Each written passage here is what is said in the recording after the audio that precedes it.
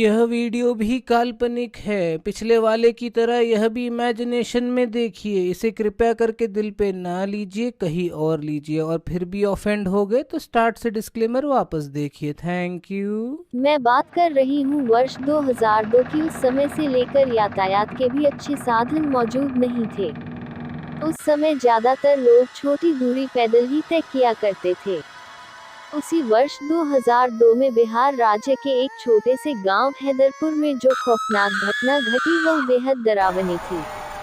कहा जाता था कि उस समय हैदरपुर के लोग भूत प्रेत संबंधी बातों पर यकीन रखा करते थे। यह उनका अंधविश्वास था या विश्वास हमें नहीं मालूम, पर अचानक एक दिन कुछ अलग हुआ, बेहद अलग, जो हर एक व्यक्ति को चिंतन करने पर मजबूर कर दिया। उस वक्त हैदरपुर में पानी की उतनी अच्छी व्यवस्था नहीं थी। लोग मजबूरी बस कुएं का पानी एवं तालाब का पानी पिया करते थे। इस कारण हैदरपुर में कुएं की भरमार थी। लोग जहां से चाहते वहां से पानी ले सकते थे। पता नहीं कैसे, पर हैदरपुर में एक भी चापाकल नहीं था। गांव से 2 किलोमीटर दूर पर एक स्कूल था जहां हैदरपुर के बच्चे खेतों की पगडंडियों से होकर स्कूल जाया करते थे। रास्ते में आम का एक बहुत बड़ा वृक्ष था। यह पेड़ गांव एवं स्कूल के एकदम बीच में था। गर्मी के दिनों में स्कूल से आने जाने वाले बच्चे अक्सर वहां उस पेड़ से आम तोड़ने के लिए चले जाते थे। अचानक एक दिन गांव में कुएं का पानी सूख गया। वह भी एक कुएं का नहीं बल्कि सारे कुएं का पानी सूख गया।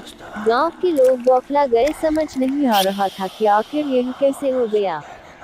आज तक इतनी गर्मी पड़ी लेकिन कभी भी कुएं का पानी नहीं सूखा, पर आज ऐसे कैसे हो गया। उसी दिन गांव में एक पंचायत बैठी, जिसमें गांव के लोगों ने यह बात रखी थी फिर से नए कुएं खुदवा जाए। पर सरपंच ने एक बात कही कि अब कुएं नहीं खुदवाए जाएंगे। मैं किसी भी तरह से अब 10 से 12 चापाकल गड़वा दूंगा। कौन जानता है कि कुएं का पानी फिर से नहीं सूखेगा। इससे बेहतर है कि चापाकल ही लगाया जाए। चापाकल लगते लगते तकरीबन 1 महीने हो गए। तब तक लोगों ने सिर्फ तालाब का पानी ही पिया और उसी से अपना काम चलाया, क्योंकि तालाब का पानी अभी नहीं सूखा था। महीनों बाद जब चापाकल गांव में लग गई तो लोगों ने राहत की सांस ली, पर आगे जो उनके साथ होने वाला था गांव वालों ने उसके बारे में सपने में भी नहीं सोचा था। स्कूल से आते वक्त जब कुछ बच्चे घर जाते थे और कुछ आम के पेड़ से आम तोड़ने लग जाते थे। एक दिन अचानक जो बच्चे आम तोड़ने गए थे उनका कुछ पता नहीं चला, वह लापता हो गए थे। वे बच्चे जब समय से घर नहीं आए तब उनके माता पिता को शक हुआ कि आखिर वे कहाँ चले गए, क्योंकि आज तक कभी किसी बच्चे के साथ ऐसा नहीं हुआ था। गांव में उन बच्चों की ढूंढने की प्रक्रिया चालू हो गई, पर वह कहीं नहीं दिखे। लोगों को समझ आ गया था कि कुछ तो गड़बड़ है, इसलिए लोगों में सबसे पहले उस आम के पेड़ के पास गए।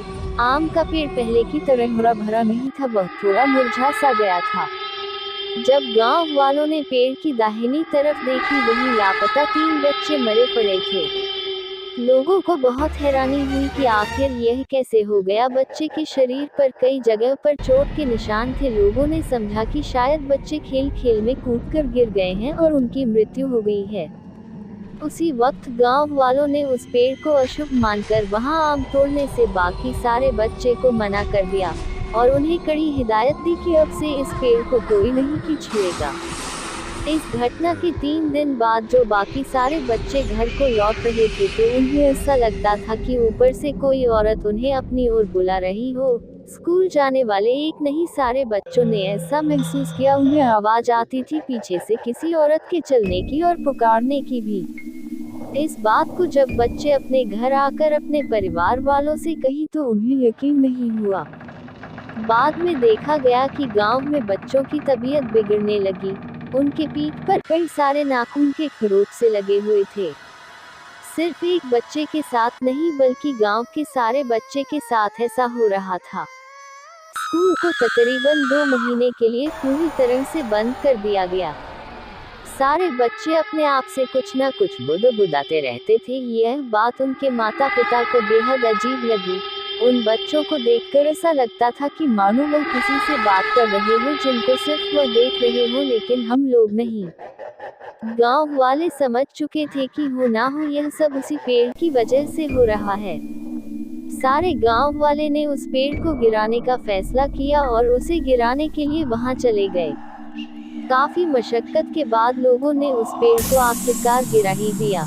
हरा भरा पेड़ गिरते ही तुरंत सूख गया। यह देख गांव वाले को काफी हैरानी हुई। उन्होंने यह भी देखा कि पेड़ की जड़ के नीचे कई सारी सफेद साड़ियां रखी हुई हैं। सारे लोगों को लगा कि आखिर इतनी सारी सफेद साड़ियां किसकी है और यहाँ कैसे आए। अभी तुरंत ही गांव वालों ने उस पर मिट्टी का तेल छिड़क उसे जला दिया और उस पेड़ को भी। बाद में गांव वाले समझ चुके थे कि इस पेड़ पर प्रेत वास करता था। इस पेड़ की जड़ ही सारी कुएं तक फैली हुई थी, जिसकी वजह से यह हरा भरा था, लेकिन सारी पानी सूखने के बाद खुद जल गया।